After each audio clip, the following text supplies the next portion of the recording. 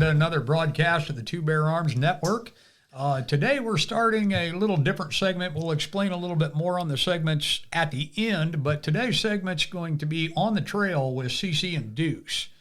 I'm CC. I'm Deuce Stevens. All right. We thank everybody for tuning in today, and we've got some great topics related to SASS today and some of the events going on for SASS. One of the first topics we want to talk about today is SASS's big move to the Midwest. And there's been a lot of speculation, a lot of talk about it. Deuce, a little bit about the timeline. You want to talk a little bit about when the decision was made? And yeah, it's, a lot of it revolved around End of Trail. Yep. Misty had a lot of involvement at the club here and in the area. Obviously, she came out here once or twice before to get a lay of the land and see what the Midwest was all about as far as that goes, in the club and Paradise Pass in particular. And she really, I think she was kind of overcome with the support system here in the Midwest and the shooters and the people. And, that played a huge part in the decision to move the organization. And, again, there's a lot of, as you said, speculation into how it all happened. But I think it really, for me at least, watching it, it really revolved around the support system that she experienced while she was here. Sure. So. And, that's a thing that now that SASS has officially arrived here in Indiana, there's a reason we wanted to run this segment. When it was first talked about Misty maybe moving the organization, one of the big factors, obviously, was Founders Ranch. After Founders Ranch, and there again, we've said it a couple of different times, but for those tuning in for the first time, Founders Ranch was not, and has not been part of SASS. It was a separate corporation that was leased over to SASS for the purpose of them holding the World Championship. And meanwhile, the Founders Ranch organization held other events there. And once it was decided that Founders Ranch was no longer going to be holding the World Championship, that kind of severed the ties, friendly as all could be. But it was just a decision that Misty had made regarding allowing the World Championship to move to other venues, being Arizona. She assumed she was going to get to do it one more time, and that's how it ended up here because of COVID. Did not allow it to take place in 21 out in New Mexico. So what was supposed to be the final event in New Mexico ended up here, bringing Misty and Ruby out here to see the facility and be part of the event out here. They enjoyed it so much that, a lot of conversations were had about moving SASS. And a few weeks after the event, the decision was made that they would move out here. Mm-hmm. And to explain, I guess, some people have asked, and not a tremendous amount of people, they've gotten a huge amount of support, both on the wire and on the Facebook forums and such. Yeah. But a few of them have asked, why Indiana, why the Midwest? Speaking from obviously being on the board and also from, talking directly with Misty as much as we do, there was a lot of factors that came into that decision, one of which, like you mentioned, the support of the Paradise Pass crew. I feel that we're extremely, extremely blessed to have the overwhelming support of the Paradise Pass crew, and that's how we refer to them as the crew. We have over 30 members in the crew that are hardcore volunteers. They put in tremendous amounts of work. I think there's some of them working tonight down at the SASS headquarters. Mm-hmm. They were taking some more trim down there tonight to put in the showroom and the museum. And here we are doing a broadcast while they're down there. They're working, and we were there working all day. It's just a little bit of a major boost for SASS to have that type of support coming from one club. And I think there were several other factors. Cost of living here, much cheaper. Centrally located in the United States, so people don't realize how many packages that go out of SASS, every week, every month. But new members packets, Patriot badges, a lot of other, small items, renewals, all of that gets shipped. And, some of it can be just sent by normal mail, but a lot of it has to be actually boxed and paid for by zip code destination. So it's cheaper to ship it halfway across the country than completely across the country. So I think with all those factors involved, that it made a lot of sense for SASS to look at the option, and it didn't take Misty very long to fall in love with the area. And then the building location. How did the building location come around? Yeah, it was kind of funny when Misty first started talking about moving the organization to Indiana. Obviously, my wife Kendra and I, KJ Stevens, we started kind of driving around the small towns looking for adequate facilities for what would be the new home of SASS potentially, and we spent an entire day. I mean, you can ask my children who were in the car at the time. They were like, when are we going to be home? They were it was about 4:00 in the afternoon, and Akron, Indiana was one of our last stops because we had kind of done a little bit of a circumference of the region, and we just saw this awesome 1900s building sitting on the corner in Akron, Indiana for sale. And we're like, oh, wow, that's pretty cool. And being that, me and my family live in a 1902 building ourselves. So we obviously look at things like that because we're interested in that. And so that caught our eye, and we forwarded the information to Misty, and it was, she took the reins from there on out. And, Akron is, yeah, I don't know if you want to speak on Akron or not, but yeah, I'll speak a little bit on it. And like Deuce is saying, we knew, from talking to Misty about some of the requirements of the building that she was looking for, it had to have some historic prevalence, Yep. and it needed to be in a small community. There were plenty of big towns to look at, but sure. it didn't interest her at all. I mean, if she wanted a office space in a strip mall, she could have gotten that anywhere. Absolutely. Absolutely. That wasn't the point. Right, So. right. And so, Akron being the community that it is, number one, obviously because we were partnering up Paradise Pass and the Paradise Pass crew going to be assisting, which was already discussed and decided, it had to be fairly close to here. Mm-hmm. So, but that gave us a lot of good little communities to look at. One of the big advantages of Akron is it's not a large town. Right. But it's not a microscopic town either. And it has main thoroughfares that travel through it. It's got almost all the buildings in town are occupied, where several other buildings that we had the opportunity to look at in advance of Misty coming back in to look at buildings. There were different towns. There were a lot of great towns around here, but a lot of them, they had 8 or 10 buildings vacant.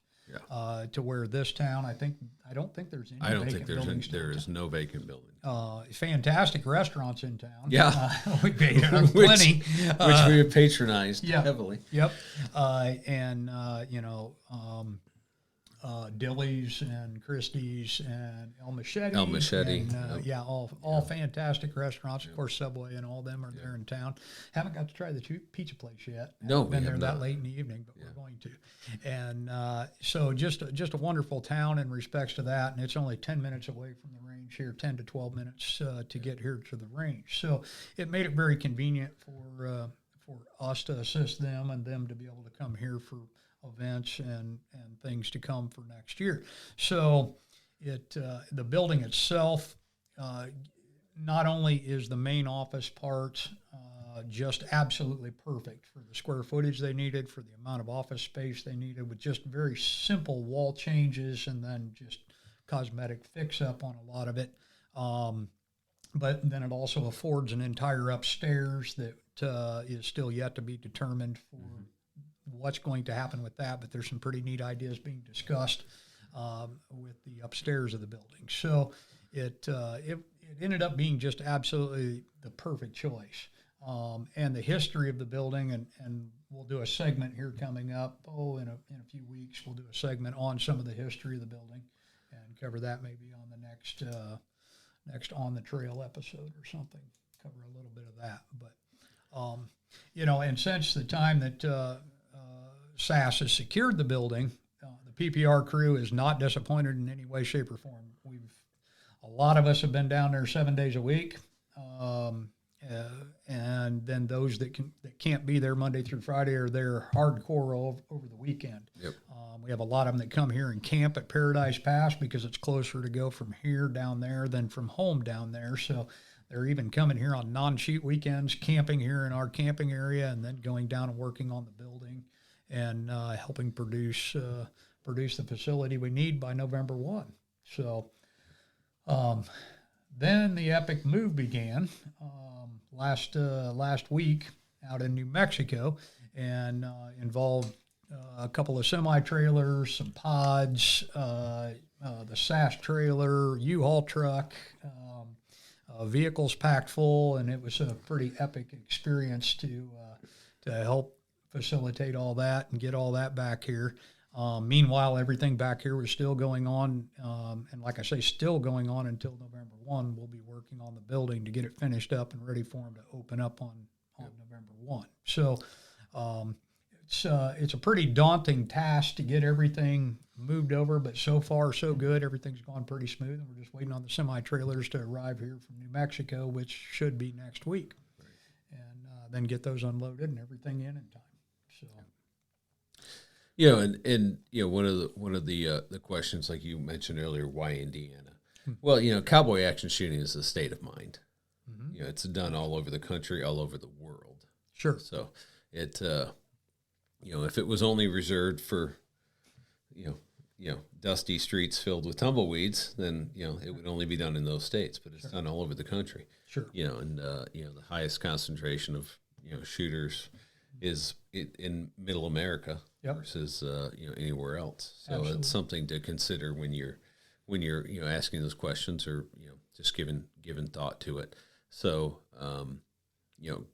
I guess at the end of the day, my message on the SASS move is that it is alive and well. Sure. And it is a positive, very encouraging move.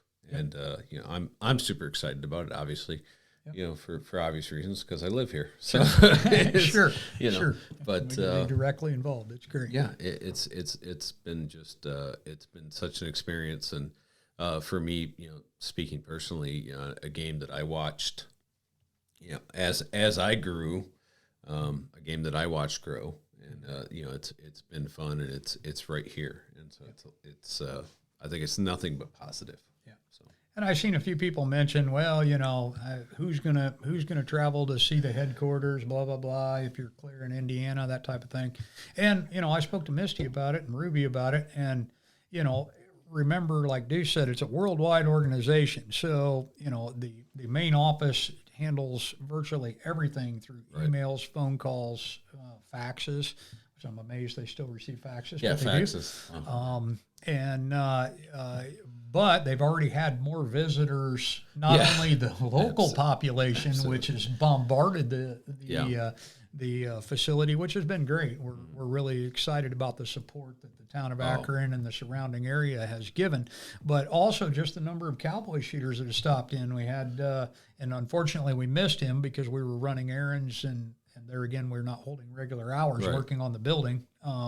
But we missed a Michigan shooter traveling through.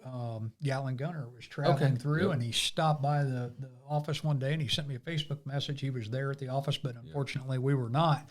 But he went out of his way wanting to stop and see it. And we've had a lot of local shooters, or semi-local Indiana-based shooters stop by and take a look at it. So it's been really already well received by the community and then by SASS shooters in the Midwest. So I think it's going to serve its exact purpose, and depending on what Misty decides to do with the upstairs, there may be some really neat things that people are very excited about here in the coming year and a half, something like that. So we'll see how that goes. But more to come in the future on the SASS office. I'm sure Misty will be posting a lot of photos here as the finish up and the things start moving into the building. all the infrastructure items. You know, we've already started putting copiers and mailing machines and that type of thing into the building, but we've got a lot to finish up yet. And then when the semi-trailers arrive, we've got a lot to unload. So then there'll be plenty of pictures posted. Les the cat's doing wonderful in there. He thinks he owns the place already. Yep. You know, had to shoo him out of the way while I was working 2 or 3 times today. So he just wants to know what's going on. So that kind of covers that for now. Anything else you want to add to that?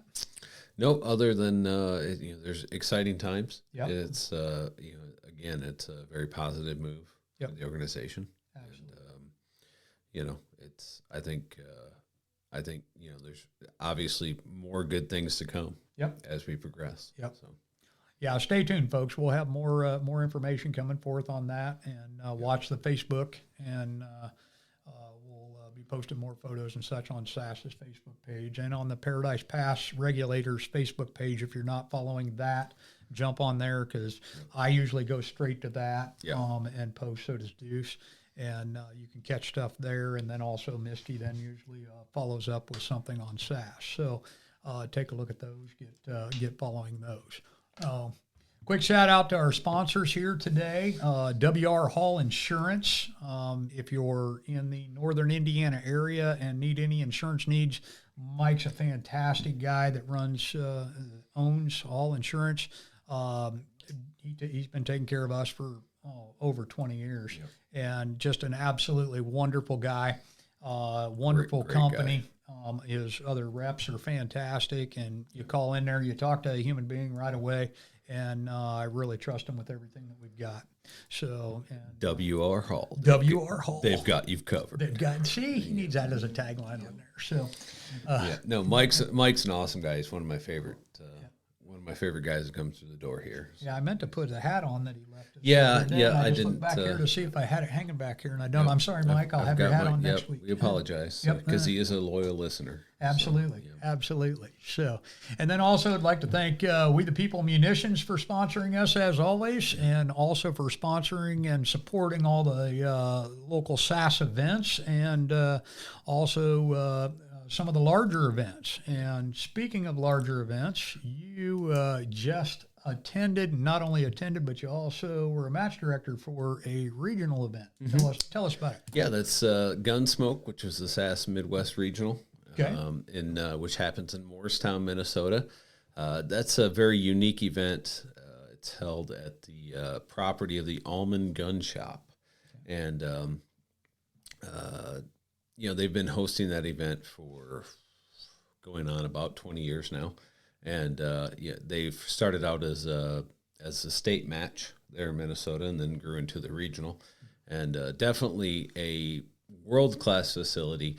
Everything is inclusive. So when you enter the property, everything is done right there. You know, banquets, all of the awards. It's a very unique range, and it's privately owned. Very much like it is here at Paradise Pass, which has its definite pluses, with a very enthusiastic range owner and family that run that facility. It's been a regional now for, I think, going on about 6 years. Okay. And it, like I said, transitioned from a state to a regional.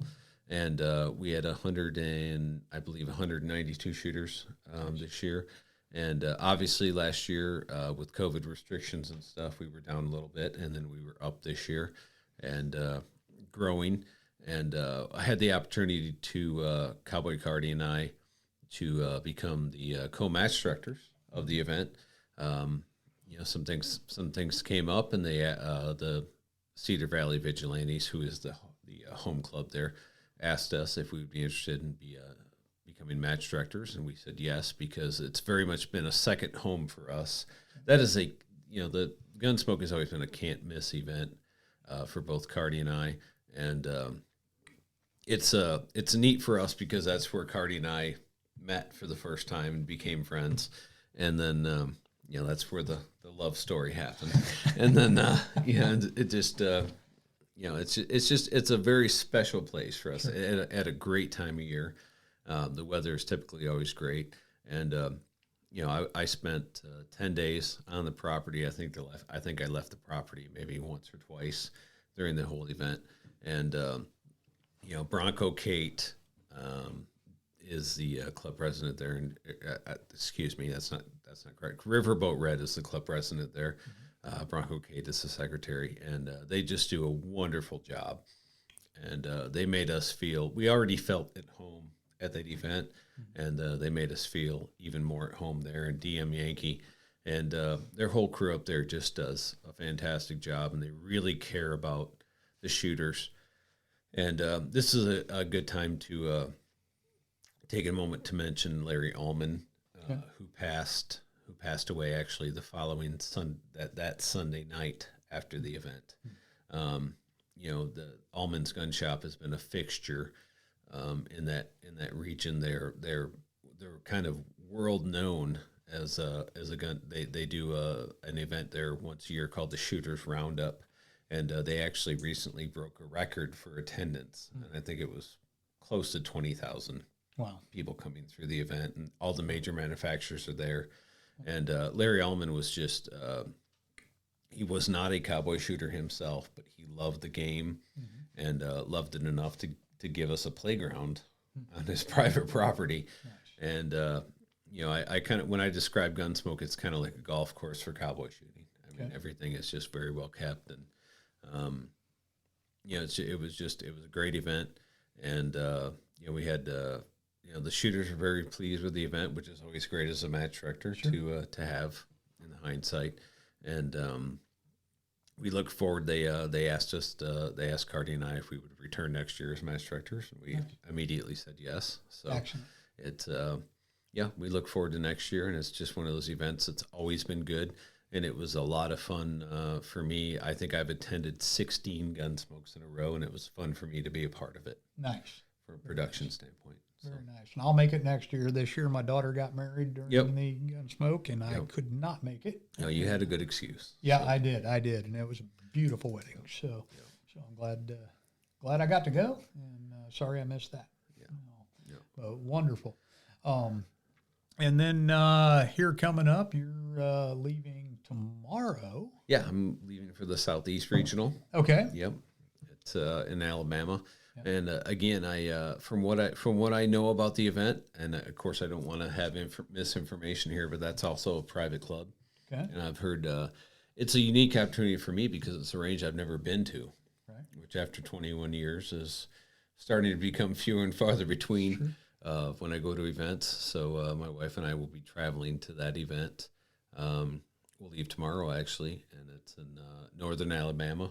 Okay. And we're very much looking forward to that. And I'm very looking forward to the level of competition that's going to be there. We've got some great shooters in all the different categories. Okay. So, and we also have a lot of shooters from this area that are going to attend, so that are coming along with us. And I think it's good. I've heard nothing but good things about the Southeast Regional. So. Very, very much looking forward to that. So. Great. Well, so next week in our segment, we'll be doing the unloaded segment.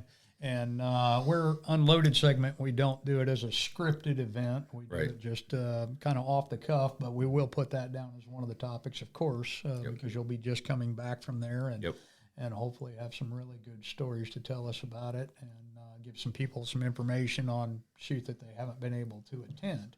So, recap a little bit for those that were there and kind of cover some of the highlights of it. So, Gunsmoke next year up there in Minnesota. What any big changes? Anything exciting going to happen up there, or is it? They've done a real nice job of they do something to the range every year to update it as far as props and whatnot go, and we're going to be adding some new targets. The mix and just kind of changing up some of the variety. Gunsmoke is known for their big and close targets. I know, which is nowadays in the present game is not quite the moniker that it used to be. Sure. But for all intents and purposes, I hear a lot of people refer to Gunsmoke as the border town of the East. Okay. And that's, big and close targets. And when I say big and close, if you shoot 7.5-inch barrel pistols, you might want to take a step back. Okay. You might hit the target, Okay. but with your pistol, with your muzzle. But I think we had this year we had close to 30% clean shooters. Wow. Perfect. And people love to hit targets. And they love to go fast. Sure. So that is kind of the name of the game. Yeah. And we're going to continue that tradition as that goes along. And Gunsmoke is the thing about the Cedar Valley Vigilantes board is that they're always listening, and they always want to know the shooter feedback and ways to improve. So if you have anything, if you have anything to add to that, just go on the CVV website and throw them an email because they'll listen. So. Okay. Wonderful. I look forward to going up to it next year, and it's always in September. It's always in September. Okay. Yep. It's always about right around that early middle of September. Okay. So, yeah. Which and traditionally the weather has been just great there. Sure.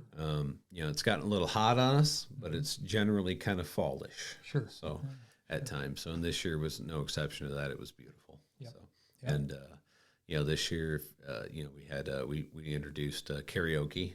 One of the nights. God. So if you ever want to hear Cowboy Cardi and I karaoke, just so everybody knows, I banned karaoke from here because of him and Cowboy Cardi. And well, let me just say that in defense that karaoke is not supposed to be good. That's why it's karaoke, not professional singing. Oh God, then you hit the mark. And okay, that's fair. Everybody that was sitting around the campfire that night, and that was probably 5 years ago. Everybody, by the time you guys were all done, it was you, Cardi, Corrupt Carl. Who else was up there? Probably Cowboy Rick. Cowboy Rick. Let's see. I think there was one or two others. Of course, Chili Pepper. Chili Pepper's always there. So yep. And drinking water, of course. Just for the record. Totally. Always drinking water. Always drinking water. Yeah, maybe a little bit of Ensure. A little Ensure. Just to keep it up there. There you go. We banned it right after that. I was standing on the porch and I decided never again. Just to throw something at you unscripted here. Maybe now's the time to maybe mention the upcoming Shooting USA. It's going to happen. Okay. It wasn't in the platform. It was for not today, in the platform. We'll do I a little apologize. teaser. You can yell at me about that later. So. Shooting USA is doing they did a segment. We got to preview it, about a 22 minute segment on EOT. Yeah. And man, did they do a fantastic job. My gosh, we watched it a couple times, and it's just absolutely great information. And they did a fantastic job filming. They were very complimentary of SASS and of the shooters and of the event as a whole. And just very, very pleased. So keep watching their schedule coming out. I don't know if they said for sure when it was coming out. Yeah, I'm not sure. I'm guessing, yet this year. And once we know that it's coming out, we'll make sure that we announce it on here and then also on our Facebook pages. So that way you can catch it. But just one of the best segments I've seen, and I'm being biased because it was here, but it was just a really, really well done piece about the sport and the event itself. So yeah, and it was cool to watch the preview for because we got to see the preview of it. It was cool for me as a shooter that's been doing it for so long that to see an event highlighted that that I was there for, and it was right here, and it just was super cool. It was super cool. Very, very cool, and they covered all aspects of it, so it was really good. And they got a lot of great interviews of a lot of shooters from all across the country. So watch for that segment to come, and once you watch it, make sure if you get a chance to fire them off a comment. That'll help them to maybe want to do more segments on SASS. So we've got to start making comments, folks, and that most of you listening right now are SASS shooters. So, do what you can to help share things that SASS shares, that Paradise Pass shares, that other gun clubs share. There's a lot of great media out there, Joker's Wild and Outlaw Travis James, OTJ. OTJ. It's great. Dead-Eye Dillard. There's all kinds of Midwest great Hail. Midwest Hail is another one. Yep. So there's a lot of Branchwater Jack's another one he's the match director of the Southeast Regional that I'm going to. He's got just some awesome content. Absolutely. Guys, start sharing this stuff. Let's get the word out there. Let's let people see it that wouldn't normally see it or don't know anything about it. Get this stuff. I try to share, a lot of the content every day, to the point that sometimes my feed tells me I can't share anymore for 24 hours. So, they're afraid I'm out spamming people, which I kind of am. I'm throwing a lot of stuff at them to get more people involved. So we have to do our part to help grow it. So, and guys, it takes, it takes 2 seconds to share on Facebook, and it's definitely worth it. And because you might get that one person that doesn't know anything about it, and it might create that little spark that'll turn into a flame. Sure. So, absolutely. And that's what it's all about, is to get them out here at the local clubs. And if we show enough excitement, and this is something I had a conversation with a shooter here a few weeks ago, was that, if we find ways to show the excitement and we can get in touch with other ranges, or our media touches other ranges that maybe aren't SAS affiliated ranges or are not, don't even really know about cowboy shooting, but maybe it's maybe another club springs up here or there. And that's something that we would all love to see is more club opportunities. SAS has a very large following and a large number of clubs throughout the United States. But every one added is more shooters, more people involved, and more opportunities for us to go shoot places. So let's be ambassadors for it and get the information out there, get it shared to people, and get it rolling. So. Well, just to tell you, like I mentioned there at the beginning, we're going to start doing a rotation of our segments. We'd like to welcome Phil, our new producer. He came on board here to help produce these podcasts and YouTube videos. And so now that we're getting a schedule kind of figured out, and Deuce and I, our schedules are starting to mesh a little better so we can actually get time together. And maybe. I just got back from being gone for 11 days. He leaves tomorrow. So we squeezed one in here. It works out pretty good, but and he'll be gone for a week. So and then after that, hopefully we'll be calmed down for just a little bit and we can get on a regular rotation of doing these weekly. But this segment, like I say, is On the Trail with CC and Deuce. And our next segment is going to be the Unloaded segment. And that's where we just off the cuff have conversation about SAS, about firearms, about maybe gun politics. Industry. Maybe some politics. Yeah, maybe sports. Who knows? Sport. Sports. We might branch out a little bit. But and then our third segment will be called Trigger Time, and that is going to be strictly dedicated to the firearms industry itself. New arrivals to the market, new upcoming things, new buyouts and changes for companies and organizations. We'll, maybe in our first Trigger Time segment, we'll talk a little bit about Smith & Wesson's big move to Tennessee. And that brings up just there again, because we're not completely scripted. We talk about moving out of blue states and moving to red states. There's another good reason. Smith & Wesson's packed up and moved. Weatherby packed up and moved. Magpul packed up and moved. And it goes on and on and on, the companies that have packed up and moved. Guess what? SAS packed up and moved from a blue state to a red state. It does make a difference. It absolutely does. Yeah. And when people ask the question about end of trail is why Indiana? Well, that's one of the reasons. Absolutely. We didn't have to wear masks. We didn't have COVID restrictions. And our county in particular had actually passed an ordinance during the time of the decision to move it here. They passed a local ordinance that prevented the state from mandating what the county had to do. And whether it would have ended up in court, I don't know, but it never had to be tested. But this county also passed a Second Amendment protection Act, and those things alone are showing the strength of our local politicians.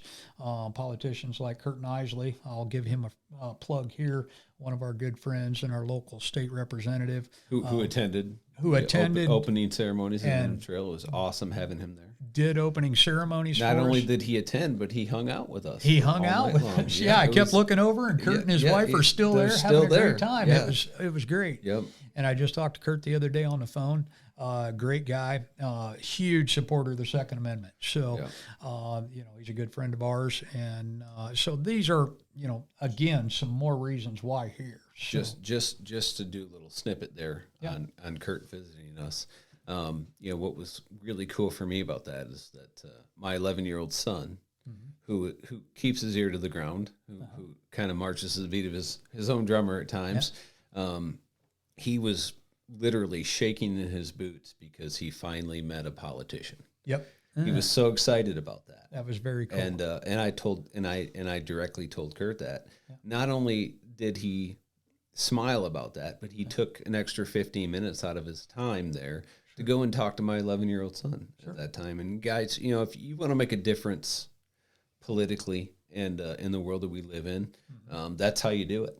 Right. And man, what an incredible time that was for us. And it was just really cool having that there right here on our home ground. Sure. And it strengthens us, as a whole. And I think that's important. And I think it's something that we don't need to skirt talking about either. Right. As a community. Yep. So. Absolutely. So, all right, folks, we appreciate everybody watching. Please follow us on Facebook and Instagram, and subscribe to our podcast. Also like it and share it, and also our YouTube videos. And put some comments up there, folks. We want to hear from you. If they're bad comments, direct them to Deuce. If they're good comments, tell me all about them. Absolutely. And, we appreciate Phil being here and putting together our first production together as a team. And we look forward to doing a lot more of these. We thank everybody for watching and listening, and we will see you here soon. And as we always tell you, keep your powder dry. Have a good day.